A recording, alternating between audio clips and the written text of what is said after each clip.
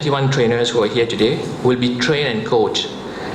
And we have made sure that we have a well-experienced trainer in the name of Mr. Grish Nachedi, with his vast experience in IT. I am sure Mr. Jagru will say more on the HRMIS, but let me share with you last week on the leadership course, there was a participant who was sharing that his knowledge about what is happening when she changed ministry from MSRI in the Ministry of Labor. And she was telling me that it's chaotic there. They don't have proper record of local leave, sick leave, vacation, and so on. And some people tend to make abuse of the system. And I think this step, introducing the HRMIS, will bring transparency, but at the same time will bring the public service more efficient. Without much ado, I will invite Mr. Jagru to tell us more about the HRMIS. Thank you. This has happened. So we took nearly 15 minutes to reach here. It's better to walk, right? So Honorable Minister of Civil Service and Administrative Reforms, Salewon, CSK, the heads of ministry departments who are present here, the chairperson of the Civil Service College, Professor Juba, the Director General as well, Dr. Dabari, the Director of the SIL, I say, State Informatics Limited, members of the federations and unions, I say here in front, and the steering committee members, the steering committee on the HRMIS, the members who are present, and participants, the officers. So welcome to this training program. As said, it's a training of trainers program in context of the implementation of the HRMIS. In fact, we are not here to talk about the HRMIS today. This is something different, but in the context. And this program is being organized to prepare our officers, mainly the core team who have been involved in the process for quite some time. And as you know, the HRMIS is compelling the whole civil service to synergize our actions to move towards modernization and excellence. So this program is, as you know, is vast. It's a major reform which touches each and every department, ministry department, divisions, everywhere. So it cuts across. And we have witnessed, as from the start, it goes back to 2013 when the whole process started. You may recall the workshops and so many meetings as well, and sensitization programs. And just to remind you, although we're not here to talk about HRMIS, but the whole process has involved a lot of energy, time, resources, financial, everything. Starting from what we call the user requirements. We have the software, but we have to work the user requirements along with all ministries concerned. Then the whole process of data preparation, data capture, data verification, and actually we are what we call the data cleansing. It's there, it's being done. And we are waiting for the final migration, which has not been done yet. So we have to be ready, and as you know, many of you are aware, so because you have been involved also, all the ministries departments are almost, I would say, ready with the data cleansing, except for a few large ministries like health and education, and we are following up with those ministries. We have separate meetings with them, but just to say that things are progressing. All in all, I would say that most of the, I would say 80% of the organizations will be ready for the first milestone, which we are waiting for end of March, possibly early April. We should be ready to go on what you call the payroll module, should be operational online. This is what we are targeting. So that would be, I said, a major milestone for the civil service reforms. So in the process, I would say that our officers, mainly the core team staff, who have been involved, I would say very meticulously under the sort of leadership of Mr. Samlal. I have to acknowledge that. The whole team, but Mr. Samlal has been there, working, I would say, very sort of intense involvement of those people, and they have been working under the guidance of experts, technicians from the State Informatics Limited. And in the whole process of this preparation of mainly the payroll module, again, I will not go into all this, what they call elements, checking, verification. It has been really hectic, I would say, extensive involvement of these officers. And today we are grateful that to SIL and all those involved, that they have reached where we are. We are at the final cleansing stage and just waiting for the total migration of those data. And I can say very sort of with confidence that the officers who have been involved, I will not name them, all of them I would say today, they have reached to a point that they know full well what is the HRMIS, especially the payroll and all those elements which are involved, because they are working with that.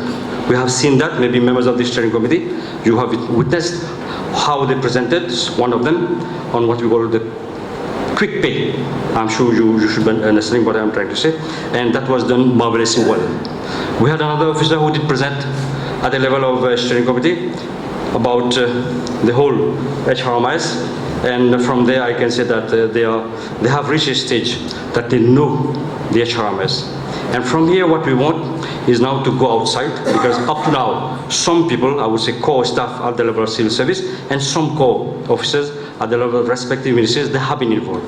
But the whole sort of HR and finance cadre people, they have not been, they are knowledge, sort of, they are aware of that, but knowing the ins and outs of the system is not really known to them. That's the whole purpose of this program. So here we're not training HRMIS at this program, we are training something different. It's a training of trainers program under the guidance of Mr. Nakshidi. I think many of you should be knowing. He was one of the guys who started CITRAC, I'm sure, okay, when we were meeting in maybe Mayor Barthélemy over there. So he is the one who knows the civil service. He's an IT person as well. But here today he will be talking about something else. He will be talking, I see from the program, about adult learning styles. So it's about sort of how we communicate to people. About preparing micro-teaching session. I'm just going at the program. The practice of micro-teaching sessions. About questioning and listening skills. So it's very important, because our people will be going there at the level of the ministries, talking to their colleagues from finance and HR, but also people from the management and other sectors as well. So they have to have the skills how to listen to them. And from there, coaching. So they will be taught, because they up to now they have not been taught about that. How to coach people, how to sort of bring them on board. And all these will be taught. So this is basically a training of trainers program. And we hope that as I said, they have been learning about the HRMIS. Now they will be learning about training skills, about how to communicate. Just to say one example, we have a PowerPoint. How do we present that? There is one or two sort of screens over there, but if we limit to what is there on the PowerPoint, these are bullet points, it may mean nothing at the end of the day. It has to be developed, it has to be explained, so that it is well understood. So PowerPoint is a sort of concise way of just presenting, but how we communicate what's there about over there is very important. How we sort of talk to people, how we get the feedback. So all these, I'm not knowledgeable about that, but people who have been in this field for many years, so that's why Mr. Nakshidi and his team will be there to talk about all these. So we'll be talking so many things about how to train people, but very little about HRMIS. But at the same time, even though I'm saying that, I note from the program as well that our officers, the core team staff, some 20 of them, will also be required at the end of the training program. So once they have understood those training techniques and skills, they will come up and they will have to present, taking one of these sort of specific modules from the HRMIS, how they will go, say at the Ministry of Education or in hospital, to say, okay, we're here to talk about HR core data. What is HR core data? So it has to be, first thing they have to know what is HR core data, but then how you communicate to them. In fact, what is database? About data frameworks, sort of framework. About payroll runs. We have been talking of payroll runs so many times. Mr. Samran, I think this is, everybody we talk about that every day, I would say. And we have had so many payroll runs. And still we are running, we are testing until we come to the last stage. So somebody will go and explain why we have gone to that. We have been all through sort of fine-tuning, and we want to be sure that what goes in the system, when it is finally integrated, it is the correct data.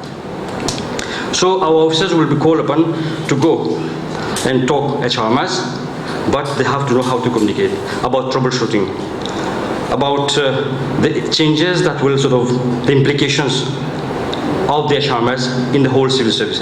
So these things following the training, they will have to go, they will prepare, and then, of course, under the guidance of Mr. Nakshidi, so he can say that our people will be ready to go outside in different ministries. And this is what we call, I'm sure we have identified sort of our gaps, training gaps, and from there we have mounted this program. And I'm saying this because very often, it may be not, we have been learning about this software. Hardware is not our domain, but the software we have been working extensively under the guidance of Sir Ari. So many sessions have been held, but going out and explaining to people, this is something different.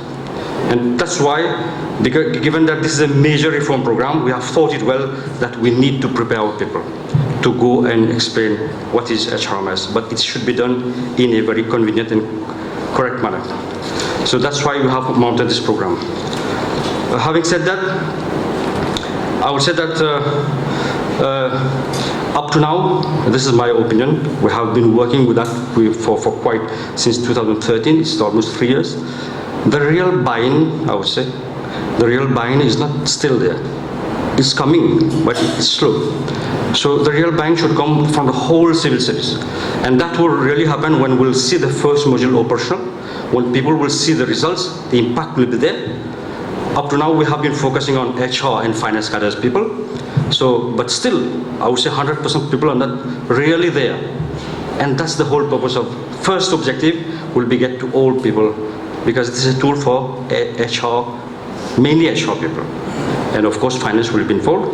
But from there, we have to go and meet other people, the top managers, the middle level people, technicians as well. Because at the end of the day, this system will be serving the whole civil service. Through the user application, everybody, so somebody at Rosebell Hospital, anybody in a school as well, want to access, want to know their personal sort of details, what's the balance of leave, of passages. Of course, all this, when sort of the HR core data is there, it's operational, so any nursing officer, an office attendant can access the system and check the sort of balance of leaves, passages, whatever. So then real benefits will be seen. Those will be the efficiency gains that we're looking towards. And the target, what we have set, is end of 2017. All this will happen, but we are moving by steps. So this year we are focusing on the, I say, payroll module, and then the HR modules. But all in all, 2017 should be the target where the HRMIS will be fully operational. Before I conclude, let me say that we have been talking about HRMIS for many years, and before that we have been talking about different names. And I recall that it started maybe in 1990s, 1993, I still recall, still was there. One lady, Mrs. Biari, maybe Mr. will know, Mr. Moya, I'm saying. They came at the Ministry of Civil Service, 1992, 93. They started talking about the central personal system. So just imagine how many years it has taken.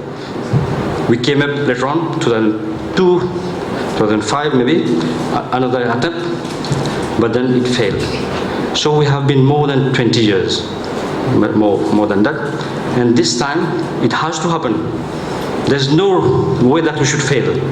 With all the work that has been done, the precautions taken, the preparation, the training, all this, so we have by all means to succeed. And that would be a real, sort of, I would say, change in the whole landscape of how the civil service functions. It's a real modernization.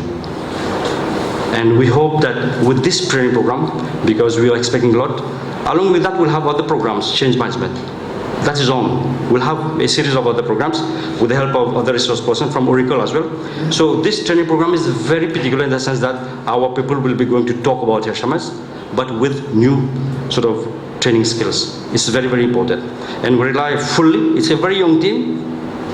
It's a very young team, dedicated and fully committed. So I will commend the work being done by you with no extra pay, let me say.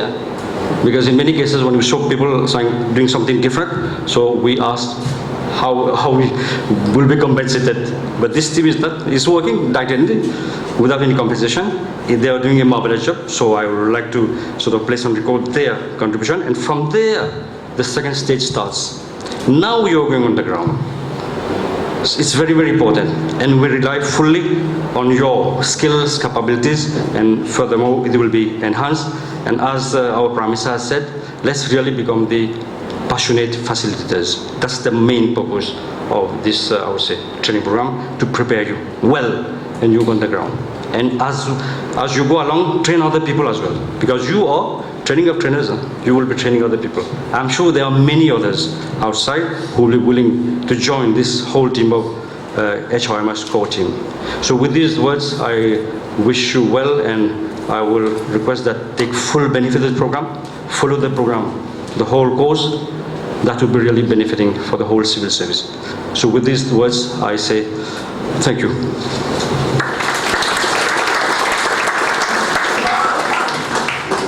Thank you, Mr. Jakru. I think on the training, we have the 21 trainers here. It will last for 6.5 days, but at the same time, they will be coached by the trainer. Not only coached, but I think it's good that to note that there's an assessment as well, so that you can look forward to get a certificate just to see how you have performed. I have now the pleasure to welcome the Honourable Minister to address the speech.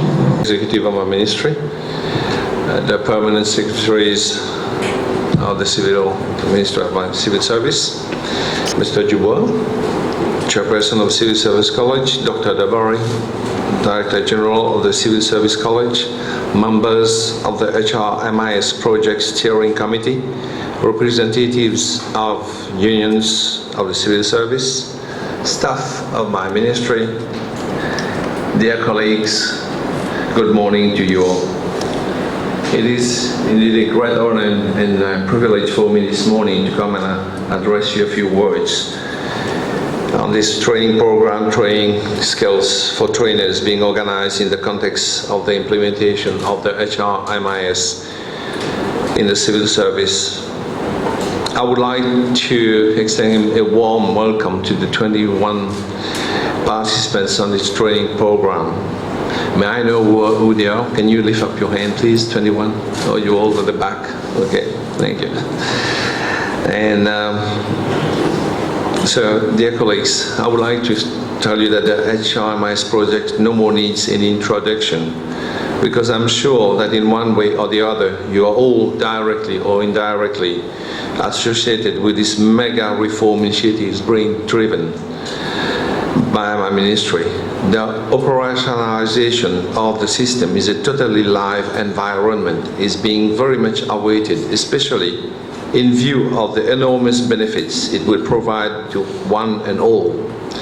For example, officers at the HR and Finance Division will be completely relieved from the large amount of tedious manual and routine operation, and the other and public officers in general will be in a position to access their personal records, which will again relieve them from the burden of calling in person in the HR or Finance Division to get information.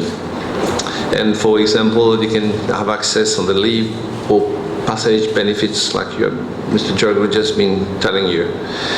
You all know that government is committed to bringing meaningful change to the lives of the citizens through a wide array of measures in the different sectors of the economy, which de facto includes the modernization of the civil service.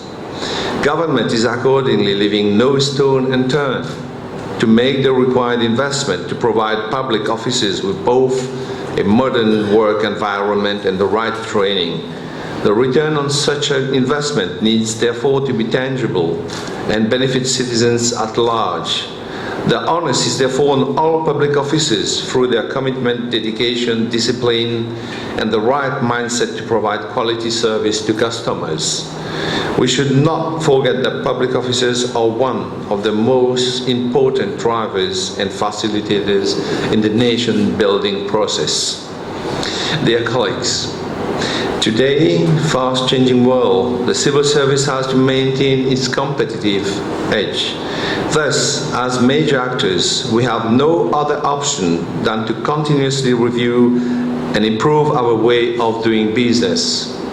Adopting the status quo or complacency will only cause harm to ourselves And this is why, through difficult reforms in the civil service, are an essential and ongoing process. My ministry, as you know, also has embarked on several initiatives in a bid to transform the civil service.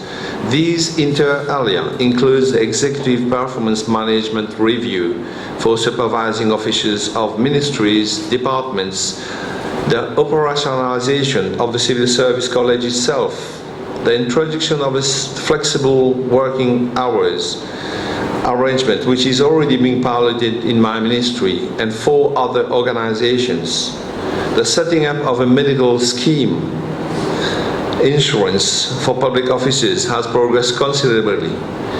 In addition, my ministry is also providing support to ministries, departments for the implementation of laudable initiatives like ISO, counter services enhancements of work environment program. So let me put it on track. A major reform initiative like the HRMIS requires a lot of time and effort. Like any reform initiative in the civil service, it is vital that those involved do understand the change and provide the unflinching support thereto. For this to happen, there is the need for a defined strategy to ensure that everybody is on board. This is why effective training and change management strategies are deemed critical. I'm sure you will all agree that it's easier to configure software or hardware than convincing people, especially adults, to change and adopt new habits. Proper guidance and assistance will undoubtedly facilitate the change process. In short, I would say that the right taking off and sustainability of the HRMIS will highly depends on how the direct users of the system across the civil service are being taken care and accompanied through that implementation progress. Dear colleagues, I guess you are getting an idea of the critical role you will be called upon to play to give the right direction to the project. So far, I understand you have been actively participating in the development of the system under the guidance of SIL, and you have had several coaching sessions. I understand that you will be provided with further training by SIL to ensure that you have a good mastery of the system. All these are meant to build your professional capacity system, to man the system. Having a good mastery of a subject matter is one thing, but getting the skill to train others is an efficient and effective matter is a total different manner. The success of the project would highly depend on how best you respond to the needs and aspirations of all other officers who would be involved in the HRMIS.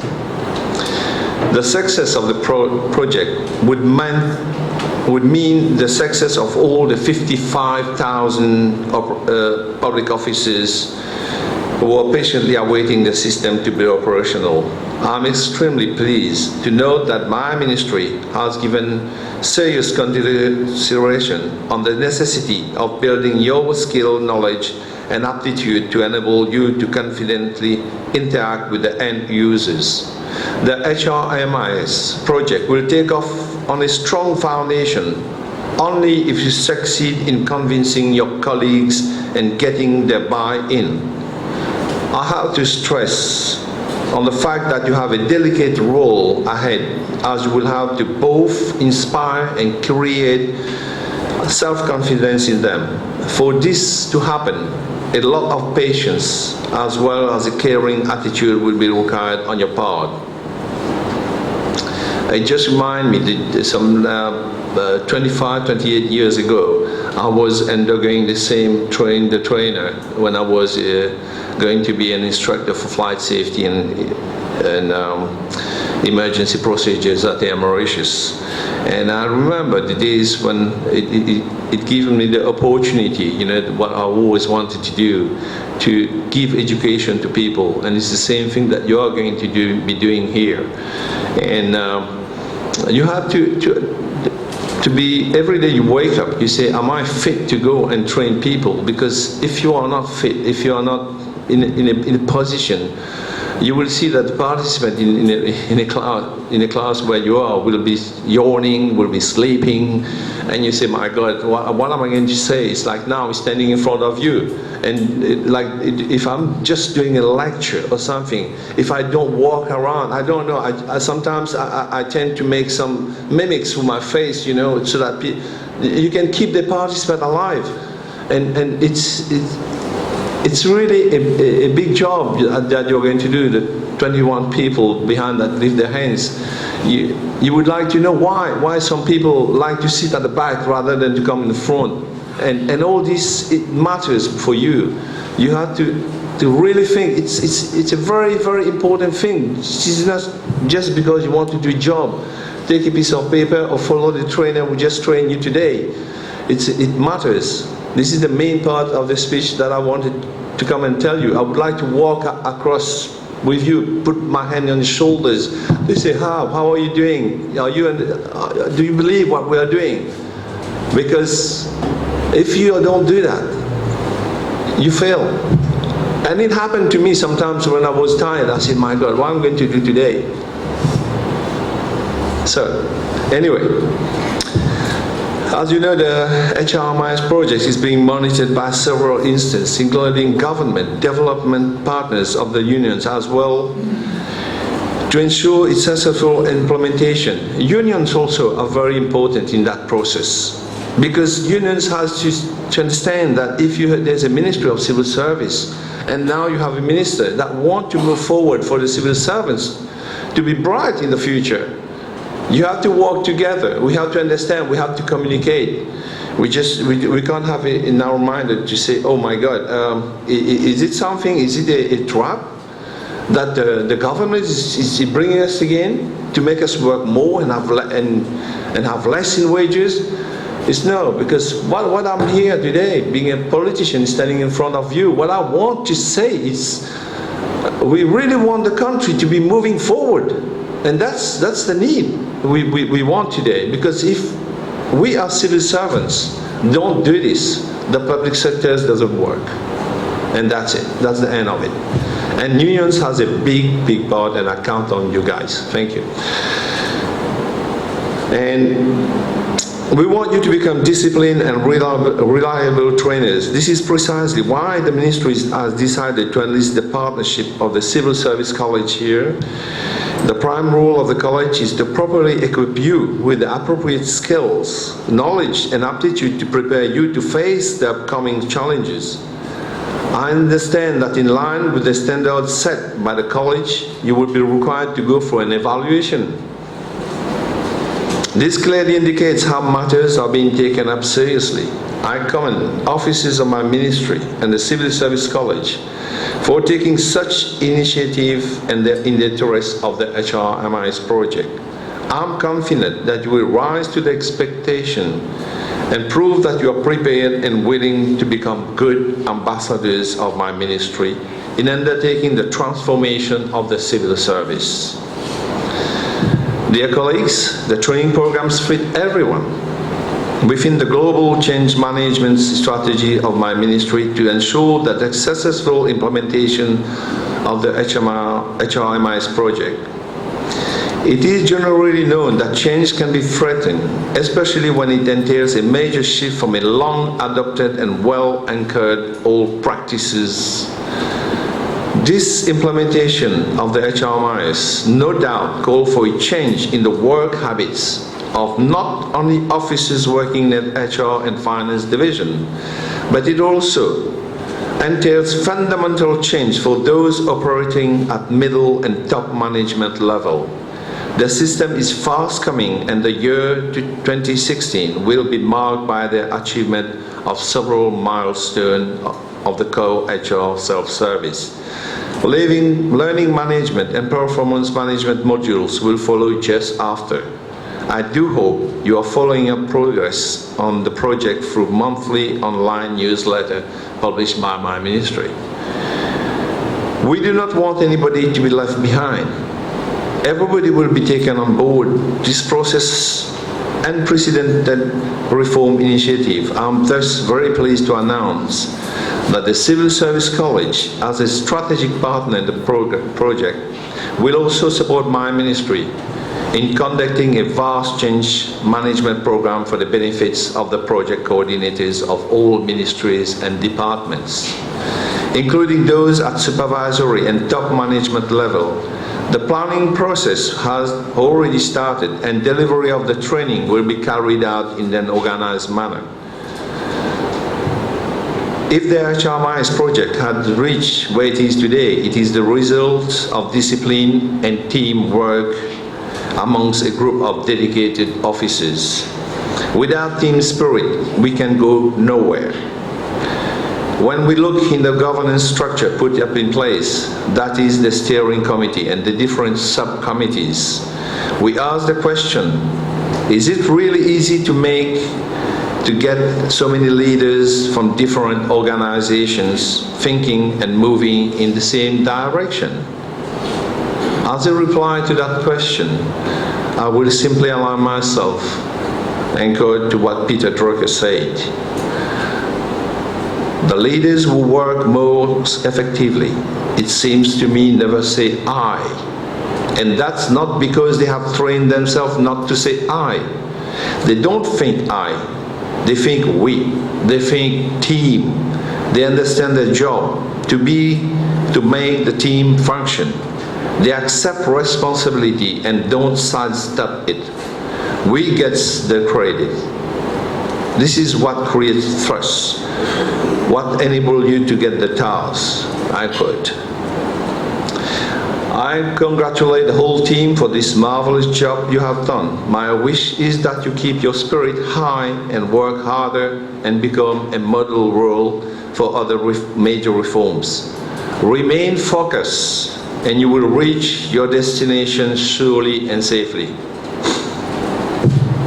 So, dear colleagues, I wish you success all, and I'm confident that we will very soon meet for the launching of the live implementation of the HRMIS payroll module.